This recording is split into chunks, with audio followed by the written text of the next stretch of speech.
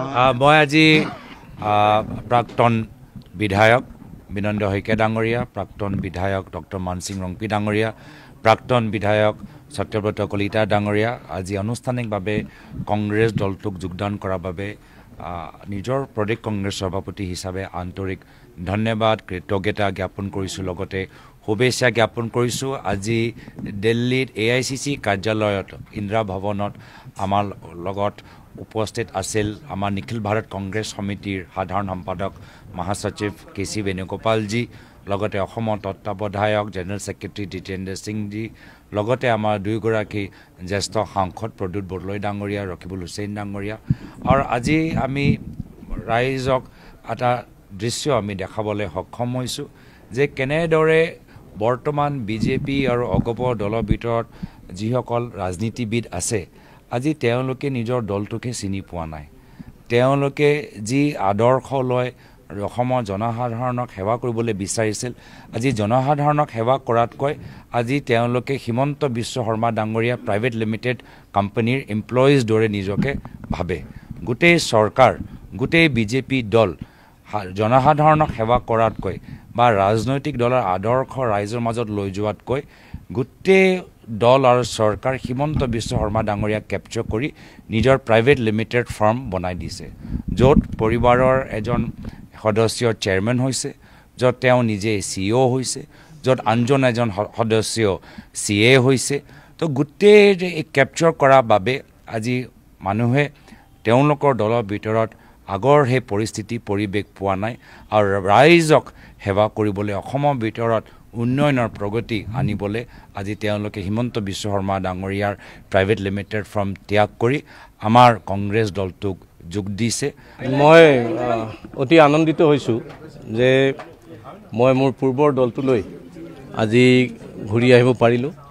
পূৰ্বৰ দলটোলৈ ঘূৰি অহাৰ সুবিধা দিয়াৰ কাৰণে মই নিখিল ভাৰত কংগ্ৰেছ কমিটিৰ সভাপতি মল্লিকাৰ্জুন খাৰ্গে ডাঙৰীয়া আৰু আমাৰ নেতা ৰাহুল গান্ধী ডাঙৰীয়া, আমাৰ অসম প্ৰদেশ কংগ্ৰেছ কমিটিৰ সভাপতি গৌৰৱ গগৈ ডাঙৰীয়া, আমাৰ incharge general secretary Jitendra Singh ডাঙৰীয়াকে আদি কৰি মই আটাইখিনি কংগ্ৰেছ নেতালৈ মোৰ ধন্যবাদ জ্ঞাপন কৰিছোঁ যে আমাক আকৌ কংগ্ৰেছ দলত আহি ৰাইজক সেৱা কৰা বা ৰাইজৰ কাৰণে কাম কৰাৰ, দেশৰ কাৰণে কাম কৰাৰ সুবিধাটো তেখেতসকলে দিলে।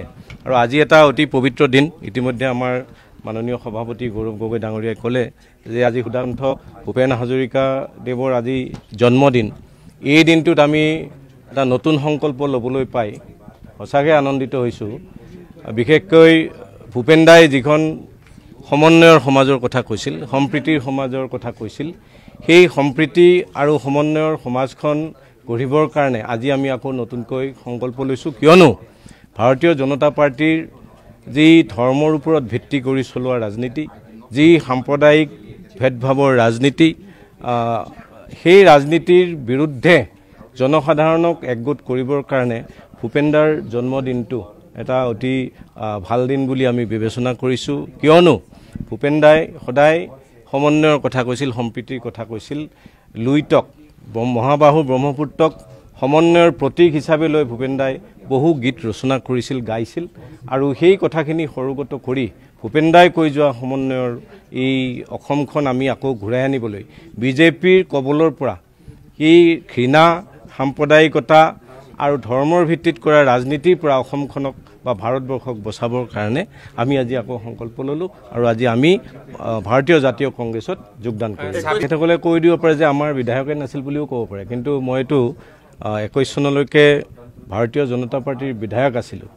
মই 2021 চনত প্ৰাৰ্থিত্ব নোপোৱাৰ পিছতো মই দলীয় সভা সমিতিত গৈছোঁ, আমাৰ প্ৰধানমন্ত্ৰী মোদী ডাঙৰীয়া যোৱা সভাত গৈছোঁ, কেন্দ্ৰীয় মন্ত্ৰী সোণোৱাল ডাঙৰীয়াৰ লগত সভা সমিতি কৰিছোঁ। আৰু মই বিজেপি দলটো তেতিয়া ত্যাগ কৰা নাই। মই 4 বছৰ খুব গভীৰভাৱে ভাৰতীয় জনতা পাৰ্টীৰ কাৰ্যক্ৰমণিকা, কাৰ্যকলাপ এইবিলাক অধ্যয়ন কৰিছোঁ। আৰু মই কংগ্ৰেছ দলৰো কথাবিলাক অধ্যয়ন কৰিছোঁ। ৰাহুল গান্ধী ডাঙৰীয়াৰ যি ভাৰত জোৰো যাত্ৰা, সেই যাত্ৰা দেখা পাই আমি আচলতে মই নিজাকৈ বহুত অভিভূত হৈছোঁ। আৰু ঘৃণাৰ সমাজখনক নাইকিয়া কৰি সম্প্ৰীতিৰ সমাজ গঢ়াৰ যিটো পৰিকল্পনা মই ৰাহুলজীৰ ভাৰত জোৰো যাত্ৰাত দেখিছোঁ, সেই কথাটোৱে মোক অনুপ্ৰাণিত কৰিছে।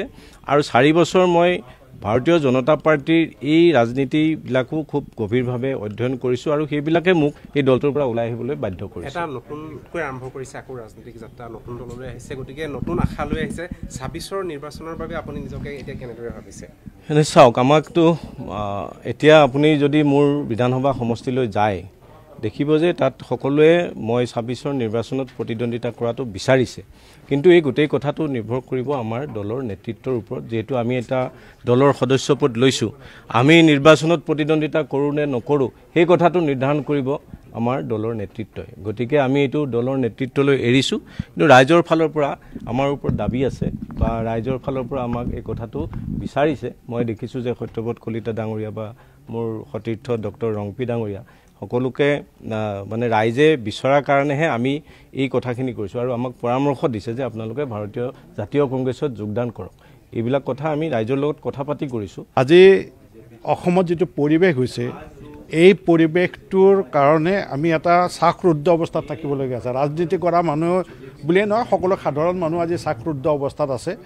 গতিকে এই চাকৰুদ্ধ অৱস্থাটোৰ পৰা উদ্ধাৰ পাবলৈ বা এক মানসিক দ্বন্দ্বৰ পৰা উদ্ধাৰ পাবলৈ আমি বহুত দিন ধৰি চেষ্টা কৰি আছিলোঁ আৰু আজি মই কংগ্ৰেছ দলৰ ভাৰতীয় জাতীয় কংগ্ৰেছ দলৰ সমূহ নেতৃত্বক, বিশেষকৈ অসম প্ৰদেশ কংগ্ৰেছৰ সভাপতি গৌৰৱ গগৈ ডাঙৰীয়া, ৰাষ্ট্ৰীয় নেতা কেচি বেণুগোপাল ডাঙৰীয়া, জিতেন্দ্ৰ সিং ডাঙৰীয়া, আমাৰ সাংসদ ৰকিবুল হুছেইন ডাঙৰীয়া, প্ৰদ্যুৎ বৰদলৈ, সকলো, আনকি আমাৰ মহিলা কংগ্ৰেছৰ সভানেত্ৰী মীৰা বাৰ্টুকৰ, সকলোকে মই ধন্যবাদ জনাইছোঁ। এটা পবিত্ৰ দিনত আমাক কংগ্ৰেছ পৰিয়ালৰ সৈতে তেওঁলোকে চামিল হোৱাৰ সুযোগ দিছে, তাৰ কাৰণে মই ধন্যবাদ জনাইছোঁ।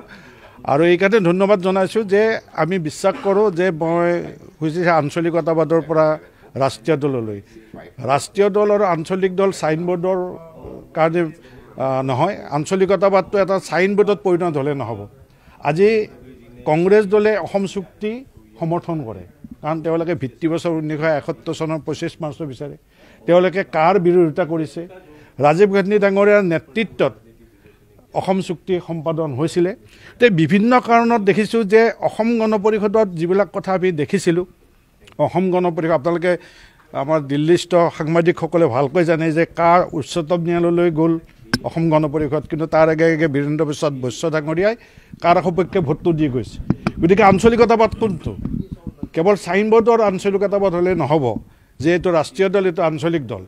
অসম গণ পৰিষদ দলৰ সভাপতিৰ নেতৃত্বত এতিয়া আঞ্চলিকতাবাদৰ মাত্ৰ চাইনবোৰ্ডখন আছে আৰু কাম কাজবিলাক ভাৰতীয় জনতা পাৰ্টীৰ নিৰ্দেশত কৰে।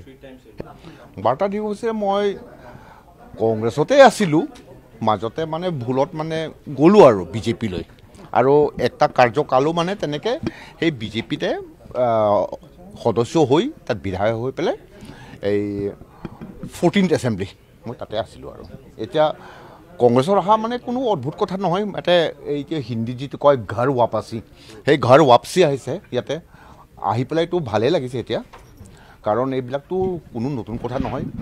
এই খ্ৰীষ্টিয়ানবিলাকে বিশেষকৈ জানিব, এই বাইবেলত লিখা আছে ৰিটাৰ্ণ অফ দ্য প্ৰডিগেল, এইটো ৰিটাৰ্ণ অফ দ্য প্ৰডিগেলহে হৈছে। আৰু ৰিটাৰ্ণ অফ দ্য প্ৰডিগেল হওঁতে গ্ৰহণো কৰিছে। যিজন ল'ৰা মানে ঘৰ এৰিবলৈ পাই হেৰাই যোৱা নিচিনা হৈছিলে, পুনৰ পোৱাটো এই পৰিয়ালটো বহুত সুখীয়ে হৈছিলে।